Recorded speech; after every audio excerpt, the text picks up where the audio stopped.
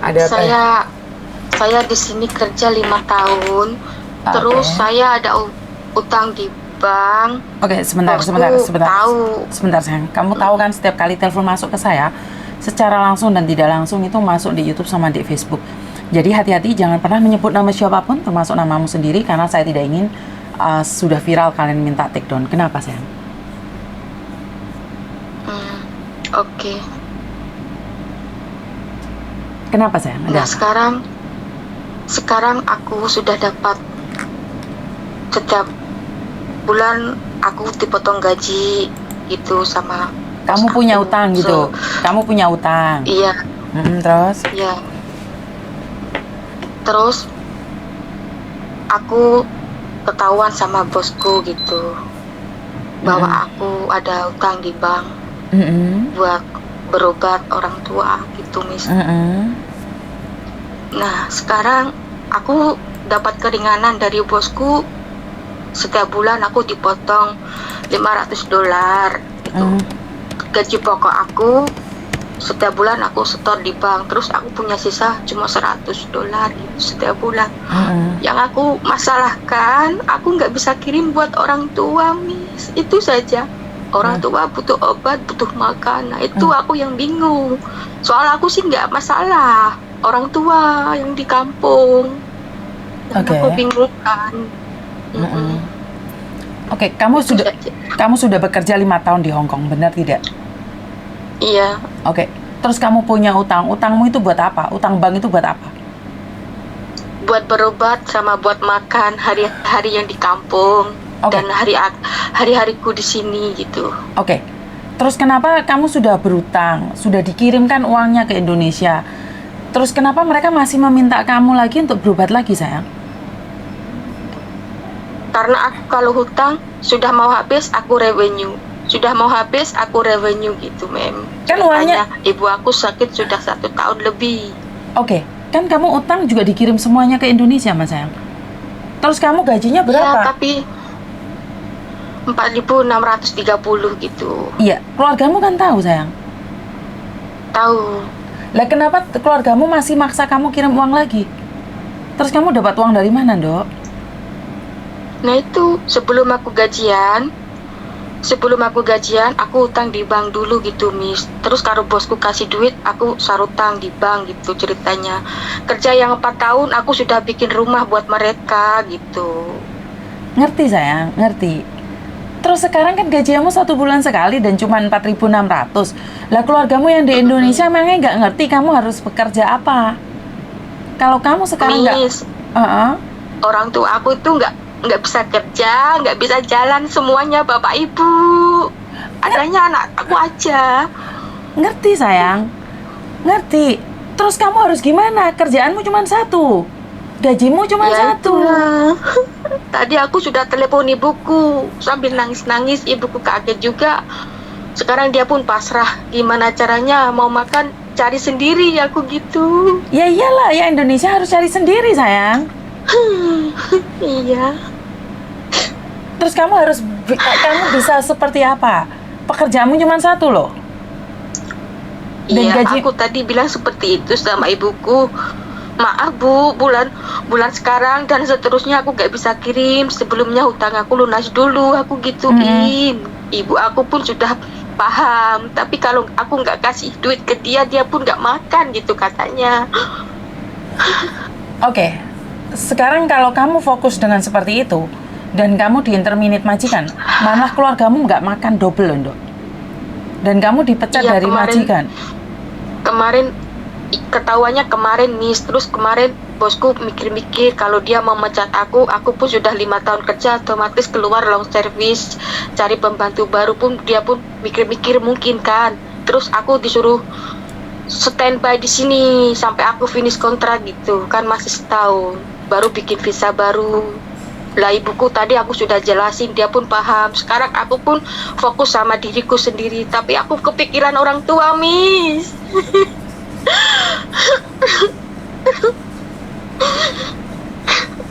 Oke. Mau makan apa gitu, berobat mau pakai duit apa kalau bukan aku yang kasih. Aku pakai duit dari bank, aku puter tergiling gitu Miss ceritanya.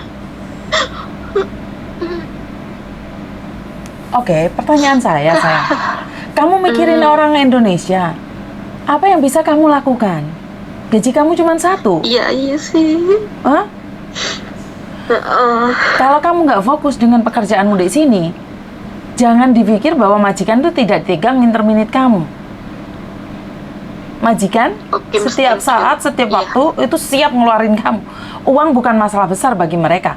Jika mereka sudah merasa tidak aman dengan kamu.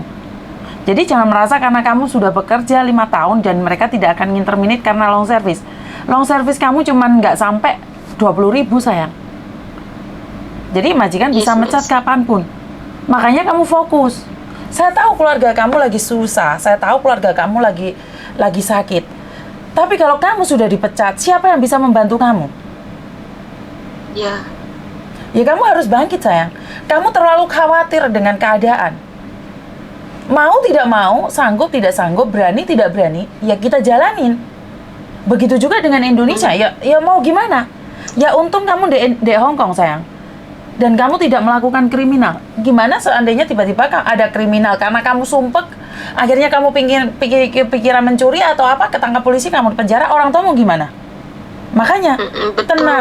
tenang, tetap tenang. Di Indonesia Miss, thank sedih, masih ada keluarga kamu sedih, di sini nggak ada siapa-siapa. Paham? Iya, Miss. Jangan pernah berpikir stres, kepikiran orang tua aku makan apa. Sebelum kamu di sini, keluargamu makan tidak? Iya, aku yang kasih duit setiap bulan. Dulu sebelum kamu bisa bekerja, apakah mereka tidak bisa makan? Dulu masih sehat, Miss, tapi sekarang mereka sudah nggak bisa apa-apa. Itu saja. Cuman kamu satu anaknya, nggak punya anak Iya. lain? Nggak punya anak lain? Anaknya tuh ada 3. 1 saya, yang kedua sudah ikut bude lah, jadi anaknya bude gitu. Apakah Sudah diangkat jadi anak Apakah bude. adikmu tega melihat orang tuanya nggak makan? Tidak juga kan? Tidak kan? Pastinya tidak kan? Dan kamu masih ada adik satu lagi. Aku selalu bilang kalau aku tahu keadaanmu, tapi kamu harus tahu keadaanmu sendiri sayang. Oke. Kamu harus tegar. Dan kamu mau tidak mau, sanggup tidak sanggup, ya jelaskan sama keluarga yang ada di Indonesia. Berdoa agar kamu tidak dipecat aja. Karena majikan sini itu tidak akan mengertiin kamu. Aku ngerti. Iya, Miss. Keluargamu sakit, aku ngerti banget. Tapi apa yang bisa mereka lakukan? Dan apa yang bisa kamu lakukan untuk mereka? Kamu kelilit utang di mana-mana, sayang. Ya, Saya tahu keluargamu sakit, tapi apa yang harus kamu lakukan? Ya tetap bekerja. Berdoa agar tidak diinterminate, dan jangan terlalu berpikiran ke depan. Jangan terlalu khawatir. Kamu berpikir kalau kamu nggak kirim uang, emang keluargamu nggak bisa makan? Berarti kamu itu tidak percaya sama keluargamu. Kan adik-adikmu ada. Kan masih bisa pinjam sana-sini sampai tunggu kamu selesai utangmu. Benar tidak? iya. Berarti Iya. kamu itu tidak percaya sama Tuhan dan keluargamu. Burung yang terbang aja. Bukannya dia percaya sama dahan yang dia injak, tapi karena dia percaya pada dirinya sendiri. Saat dahan itu jatuh, dia bisa terbang. Begitu juga dengan orang tuamu, sayang. Oke, Miss. Kamu pasti bisa. Ya, I also selalu semangat. Tapi dalam pikiran sama hati selalu ingat orang tua, gimana cara mereka mau makan kalau aku nggak kasih duit. Itu saja, Miss. Sekarang saya tanya, kalau kamu berpikir seperti itu, terus kamu nangis, emangnya mereka bisa makan, sayang? Hah? Dengan kekhawatiranmu seperti itu, apakah keluargamu juga makan? Enggak kan? Kalau memang dia tidak makan. Tapi kalau dia mau berusaha cari pinjaman sana sini atau telepon anak-anaknya atau nanyain anak-anaknya, nggak mungkin nggak makan, sayang. Indonesia itu serba kaya loh. Jadi kamu itu tidak percaya sama orang tuamu. Dan orang tuamu terlalu menakut-nakutimu. Gimana kalau terjadi apa-apa sama kamu? Tiba-tiba kamu dikasih ujian sama Tuhan, kamu juga sakit. Tiba-tiba kamu di rumah sakit, kena corona. Kan kita tidak tahu. Benar nggak? Iya. Jadi kamu harus berdiri di atas kakimu sendiri dan berdoa. Jangan terlalu khawatir. Oke. Karena kekhawatiran itu tidak akan terjadi. Tapi yang akan terjadi adalah kamu akan kehilangan pekerjaan kalau kamu tidak fokus. Iya, Mei. Kamu harus fokus. Dan jangan terlalu khawatir tentang Indonesia. Indonesia masih Yes. punya saudara. Kamu di sini sendiri, sayang. Iya. Kamu sendiri. Sejak dulu sendiri, Miss. Sejak dulu aku sendiri berdiri di kaki sendiri untuk merawat orang tua dari sini sama bikin rumah dari jadi payahku sendiri. Aku kalau libur pun aku cari part time biar bisa membagi keuanganku gimana gitu. Miss. Selama 5 tahun dulu, selama 4 tahun kan kamu bisa menyimpan, bisa beli rumah kan, sayang? Bener nggak? Iya, Bisa beli sudah tanah kan? bikin, Iya. Bisa beli tanah Iya. kan? Iya. Kenapa tidak berpikir untuk gadein tanah itu dulu, ntar baru ditebus lagi untuk ngasih makan Boleh, keluargamu? Kamis. Loh, ya aku nggak Boleh, tahu. Kamis. Aku nggak tahu, sayang. Kan ada yang seperti itu. Kan, Oh, nanti aku tanya sama orang tua aku gimana gitulah. lah sekarang, Aku gadein tanah dulu. iya, yang aku tahu bisa. Ntar kalau kamu sudah 1 tahun depan baru ditebus lagi. Yang saya tahu seperti itu loh, anak-anak yang curhat seperti itu. Saya sendiri tidak tahu. Oh, thank you, Miss. Thank you for informasinya. Nanti aku rembukan lagi sama ibuku seperti itu. Makanya Ngomonglah. jangan putus asa terus nangis. Nggak ada yang bisa bantu kamu, sayang. Harus tegar, harus kuat. Iya, emang betul. Semuanya aku sendiri dari awal, Miss. Di sini 5 tahun sendiri. Sebulan baru kerja di Hong Kong, suami nikah lagi. Itulah penyemangatku. Aku ingin membuktikan, tapi rumah jadi malah ibuku jatuh kena sakit stroke, Miss. Aku mikir banyak sekali di pikiran, mau beli makan, mau beli obat buat aku di sini liburan. Ya Allah, Miss. Cepatnya aku pengen kita tanggung jawab, Miss. Tapi alhamdulillah aku masih bisa kuat nahan semua ini. Kamu orang mana sih, Mbak? Untuk majikanku kok orang Kendal. Kendal. Oke. Setahu aku Kendal itu alamnya sangat sejahtera dan masyarakatnya itu sangat baik sekali. Jadi saya tidak khawatir orang-orang tinggal di kampung itu tidak akan yang memberi apapun. Aku yakin Iya. pasti banyak Oke, bantuan itu. Miss. Pasti. Orang Kendal itu orangnya baik-baik. Jadi aku berpikir bahwa jangan terlalu khawatir. Karena kekhawatiran itu hanya akan menambah kesusahanmu, kesedihanmu, tapi sebenarnya tidak nyata. Kamu takut orang Indonesia nggak makan, itu tidak mungkin. Iya. Tidak mungkin. Orang Indonesia itu kaya-kaya. Kalau cuman buat makan aja mereka ada. Oke, Miss. Paham? Thank you. Yes, Kamu harus paham. semangat, sayang. Kamu harus semangat. Iya, kontrak pun masih setahun lagi. Kudu semangat. Harus Aku semangat, sayang. rencana pun mau kerja lagi, bukan mau pulang Indo. Semangat. Kamu pasti bisa. Iya, semoga saja bisa. Pasti bisa. Katakan itu pada dirimu sendiri, saya pasti bisa. Ngerti? Iya, saya pasti bisa. Saya pasti Yes, bisa. Miss, Aku saya tunggu pasti kamu. bisa. Aku Oke. tunggu kamu 1 tahun lagi. Telepon saya lagi. Oke, Miss. Pasti. Oke, thank you so much. Pasti bisa, sayang ya. Jangan terlalu khawatir dan Yes. fokus. Kamu katakan pada dirimu, masalah ini saya akan bisa selesaikan secepatnya. Katakan pada hatimu sendiri. Ngerti? Oke. Terima kasih, sayang. Oke, Miss. Kamu Thank pasti you so bisa. much. Ingat kata-kataku, kamu pasti bisa. Oke. Oke? Saya Hati-hati. pasti bisa. Ya. Oke, Miss. Bye-bye. Bye-bye. Bye. Sekali lagi, saya cuma bisa ngasih semangat pada kalian semua bahwa kalian pasti bisa. Tidak ada yang tidak mungkin dalam hidup ini. Tidak ada yang tidak bisa kalian lakukan. Jadi, aku lebih percaya bahwa kalian pasti bisa. Ya, mungkin saat ini kalian diuji dengan dikasih keluarga sakit, bapak ibu sakit, terus keuangan tidak ada yang mengatur, sudah utang bank sana sini, akhirnya terlilit utang. Dan kesedihan itu numpuk-numpuk. Tapi jangan terlalu dipikirin. Karena saya selalu bilang bahwa kekhawatiran itu yang terjadi cuma berapa persen saja.